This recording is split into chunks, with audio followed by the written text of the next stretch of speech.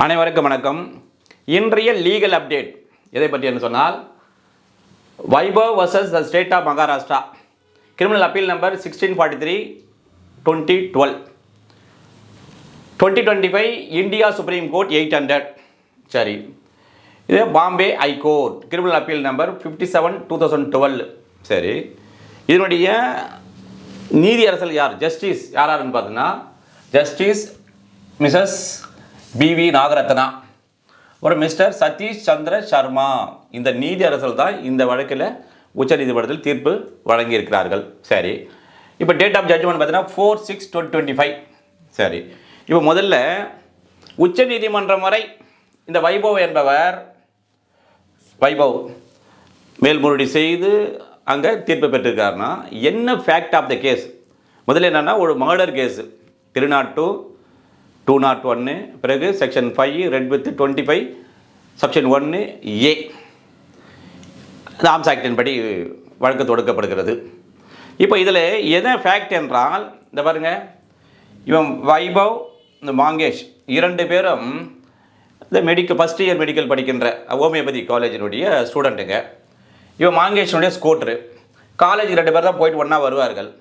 அதே போல் அன்றைய தினமும் 2010 என்ன பண்ணுறாங்க, காலேஜுக்கு போயிட்டு வரும்போது இந்த மாங்கேஷ் என்ன பண்ணுறான், இவரை அந்த வைபவை வீட்டில் விட்டு ட்ராப் பண்ணுறதுக்கு வந்து அங்கே என்ன பண்ணுறான், ட்ராப் பண்ணும்போது வைபவ் என்ன பண்ணுறான், அவன் ட்ரெஸ்ஸிங் ரூம் உள்ள போய் ட்ரெஸ் சேஞ்ச் பண்ணுறதுக்குள்ளே பார்த்தா இந்த மாங்கேஷ் துப்பாக்கி சட்டம் கேட்குது.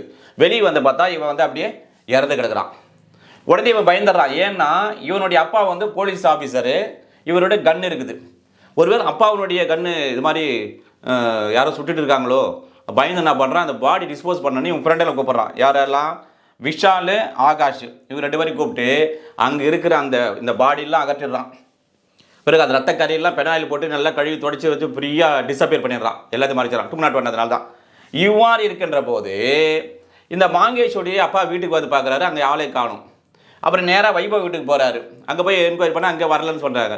சரி, உடனே என்ன பண்ணுறாரு, போலீஸ் ஸ்டேஷனில் போய் இவங்களுடைய ஃபாதரு கம்ப்ளைண்ட் கொடுக்குறாரு.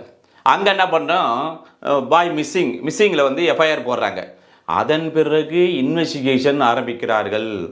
இன்வெஸ்டிகேஷன் ஆரம்பிக்க பார்த்த பிறகு இந்த சர்க்கம்ஸ்டன்ஸில் பார்த்தீங்கன்னா இந்த வைபவ் தான் குற்றவாளி என்று தீர்மானித்து அந்த ரெஸ்பாண்டன்ட் போலீஸ் என்ன பண்ணுறாங்கன்னா, எப்படின்னு சொன்னால், ரெண்டு பேரும் ஒன்றா படிக்கிறாங்க. அந்த இன்சிடென்ட் நடக்கும்போது ஒரே ஸ்கூட்டில் வராங்க.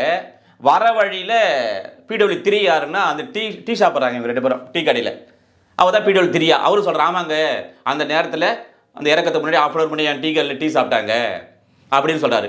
அப்போது ஸ்கூட்டில் ஒன்றா வராங்க, டீ சாப்பிட்றாங்க. அப்புறம் இவன் வந்து இவரை அங்கே இறக்கி விட்டுருக்கான், இங்கே உள்ளே போயிருக்குள்ள வெளியே வரல. அதுக்கப்புறம் இவங்க அப்பாவுக்கு என்ன பண்ணுவாங்க, வீட்டார் வந்த உடனே இவங்க அப்பாவுக்கு ஃபோன் பண்ணுவாங்க. யார், வைபவ். அப்பா சாவி எங்கே வச்சுருன்னு, அந்த டோர் பார்த்து சாவி இருக்குன்னு சொல்கிறான். அந்த டோரை திறக்கிறான். இப்போ இந்த சர்க்கம்ஸ்டன்ஸ்லாம் பார்க்கும்போது துப்பாக்கி இவங்க அப்பாவோட போலீஸ் ஆஃபீஸர்னால துப்பாக்கி வச்சிருக்காரு. இதெல்லாம் சர்க்கம்ஸ்டன்ஸ் பார்க்கின்ற போது, சூழ்நிலை சாட்சியில் பார்க்கும்போது இவர் தான் இதை குற்றம் செய்தார் என்று என்ன பண்ணுறாங்க. என்னென்ன செக்ஷனில் பாருங்கள், 302 IPC 1860, அப்புறம் section 5 read with 25(1) clause A arms act, அப்புறம் 201 IPC ரெட் வித் 34 போடுவாங்க. ஓகே, காமன் இன்டென்ஷன் இந்த மாதிரி போட்டிருப்பாங்க. சரி, இவ்வாறு முடிஞ்சது. அப்புறம் ஹைகோர்ட்டில் வேறு ட்ரையல் கோர்ட்டில் கன்விக்ட் பண்ணிவிடுவாங்க. அதே மாதிரி ஹைகோர்ட்டில் இவரை அக்யூட் பண்ணிவிடுவாங்க. ஆகாஷ் வந்து அந்த எவிடன்ஸ் இல்லைன்னு சொல்லிட்டு அக்யூட் பண்ணிவிடுவாங்க. பிறகு ஹைகோர்ட் வரும்போது இந்த விஷாலை ஹைகோர்ட்டில் அக்யூட் பண்ணிவிடுவாங்க. சுப்ரீம் கோர்ட்டில் நீதிமன்றமானது என்ன டிசைட் பண்ணுறாங்கன்னா, 2 இஷ்யூ வருது. இது சர்க்கம்ஸ்டன்ஸ் எவிடன்ஸ் இருக்கா இல்லையா. சர்க்கம்ஸ்டன்ஸ் இல்லைன்னு சொன்னால் அதுக்கப்புறம் மோட்டிவ் இருக்கணும், மோட்டிவ் இருக்குதா இல்லையா. ரெண்டாவது, இது வந்து சூசைடா ஹோமிசைடலா, தற்கொலையா அல்லது கொலையா, இந்த மாதிரி இந்த இஷ்யூலாம் பிரேம் பண்ணுறாங்க. 3 தான் கேள்வி கேட்கணும். அப்போ சர்க்கம்ஸ்டன்ஸ் எவிடன்ஸ் பார்க்கின்ற போது இருக்குது, அதாவது எதுவுமே கரெக்ட் ஆகுது. ஆனால் வந்து சர்க்கம்ஸ்டன்ஸ் எவிடன்ஸ் இருக்கின்ற போது அது வேறு ஏதாவது எவிடன்ஸ் இருந்து ப்ரூவ் பண்ணால் மோட்டிவ் தேவையில்லை. சர்க்கம்ஸ்டன்ஸ் எவிடன்ஸ் ப்ரூவ் பண்ணாத போது மோட்டிவ் தேவை, ஆனால் மோட்டிவே இல்லை. சரி, அப்போ தான் இந்த மாதிரி இஷ்யூலாம் இருக்கின்ற போது நீதிமன்றம் இதை தீர்மானிக்கின்ற போது மெடிக்கல் எவிடன்ஸ், மெடிக்கல் ஜூரிஸ்ப்ரூடன்ஸில் வந்து அவங்களுக்கு இந்த கொலைக்கான அந்த யார் பண்ணதுன்ற காரணம் கிடைக்கிறது.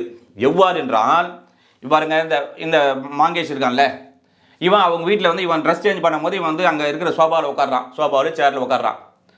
இந்த துப்பாக்கி தான் இவருடைய துப்பாக்கி. இந்த துப்பாக்கி எப்படி சுடப்பட்டிருக்குதுன்னு சொன்னால், இப்படி கீழே உட்காந்து இப்படி குனிஞ்சா, அப்படி சேரில் உட்காந்து குனிஞ்சா என்ன பண்ணும்? யாராவது கீழே வந்து சுட முடியுமா? அவனுடைய கண்ணில் சுட்டு இங்கே மேலே புல்லட் வெளியே போயிருக்கும். அப்போ என்ன நினைக்கிறாங்க, அதுவும் வெரி நியர் 15 அந்த சென்டிமீட்டரில் தான் துப்பாக்கி இருந்திருக்குது. அதை ஃபோரன்சிக்கில் கண்டுபிடிச்சிடுறாங்க. அப்போ 15 சென்டிமீட்டர் இடைவெளியில் கண்ணிலிருந்து இந்த பக்கம் வெளியே வந்துருக்குன்னு சொன்னால் கீழே இருந்து சுடுவேன். அப்போ கீழே ஒரு இப்படி குனிஞ்சிருப்போம், சுட முடியுமா?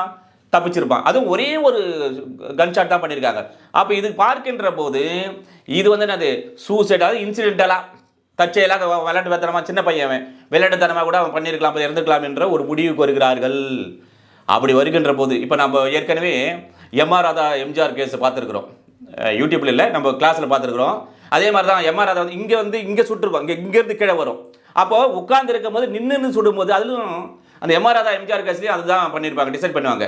மெடிக்கல் ஜூரிஸ் பிடிச்சது தான். எப்படின்னா ஒரு உட்கார்ந்து கொண்டு இருக்கின்ற போது அந்த குண்டு வந்து இங்கே பட்டு எம்ஜிஆருக்கு தொண்டையில் இங்கே வந்துருக்கு, இப்படி வந்துருக்கும். அப்போது நின்று கொண்டு உட்கார்ந்து சுடுகின்ற போது அது கனெக்ட் ஆயிரும். அதில் வந்து கன்வெர்ட் பண்ணுவாங்க எம்ஆர் ராதாவை. அந்த மாதிரி இங்கே அந்த மெடிக்கல் ஜூரிஸ்பிரூடென்ஸில் சொல்லி அதனால என்ன பண்ணுறாங்க, இந்த வைபவையும் இந்த திருநாட்டுலிருந்து விடுதலை செய்கிறார்கள். ஏன்னா நம்ம கேஸ் வந்து தெரிஞ்சு போச்சு, சர்க்கம்ஸ்டன்ஷியல் எவிடன்ஸ் இல்லை, மோட்டிவ் இல்லை, அதே போல் இது வந்து இன்சிடென்ட் நடந்திருக்குதுன்னு சொல்லிட்டு. ஆனால் என்ன பண்ணுறாங்க, 201 படி, ஏன்னா அவன் அப்பாவுடைய துப்பாக்கி, அப்பா துப்பாக்கி சின்ன வயசு அந்த பையன், ஐயோ நம்ம அப்பா தான் சுட்டாருன்னு நினச்சிக்க போகிறாங்கன்னு சொல்லிட்டு அந்த பதட்டத்தில் அவன் மறைச்சிடுறான். இருந்தாலும் ஆனால் மறைச்சது ப்ரூவ் ஆயிடுது. அதனால் என்ன செய்கிறாங்கன்னு சொன்னால் இந்த 201 இவரை தண்டிக்கிறார்கள். என்ன தண்டிக்கும் போது என்ன சொல்கிறாங்கன்னா, ஆஸ் பர் 428 இப்போ 468 பிஎன்எஸ்எஸ்ல இருக்குது. என்னது, செட்டாப். ஏற்கனவே அதாவது செட்டாப் என்ன, ஏற்கனவே அந்த என்கொயரி, இன்வெஸ்டிகேஷன், இந்த ட்ரையல், இந்த சமயங்களில் சிறையில் இருந்த காலத்தை கழித்து விட வேண்டும். இப்போ உதாரணத்துக்கு இப்போ என்ன பண்ணாங்க, அதனால் என்ன பண்ணாங்க, அந்த சிறையில் இருந்த காலத்தை தண்டனையாக கழித்து விடுதலை செய்து விடுகிறார்கள். இதுதான் இந்த கேஸினுடைய மிக மிக முக்கியமானது. இப்போ நம்ம ப்ராக்டிஸ் லாயர் இருப்பல்ல, அவ்வாறு இருக்கின்ற போது நம்மக்கிட்ட இந்த மாதிரி ஒரு 302 கேஸு ஆர்ம்ஸ் ஆக்டில் ஏதாவது இருந்தால், இந்த ஆர்ம்ஸ் ஆக்ட்னாவே முதல்ல நம்ம ரெஃபர் பண்ண வேண்டியது மெடிக்கல் ஜூரிஸ்பிரூடென்ஸ். ஏன்னா யார், அதாவது இப்போ சொன்னால, இப்போ சூசைடா ஹோமிசைடா, தற்கொலையா கொலையா, அப்படி தெரியும்போது ஈஸியாக நமக்கு வந்துடும். அது ஆர்ம்ஸ் ஆக்டுக்கு இதை பயன்படுத்திக் கொள்ளலாம். அதே மாதிரி 302 சர்க்கம்ஸ்டன்ஷியல் எவிடன்ஸ் இருந்தால் motive as per 8 of Indian evidence act 1872.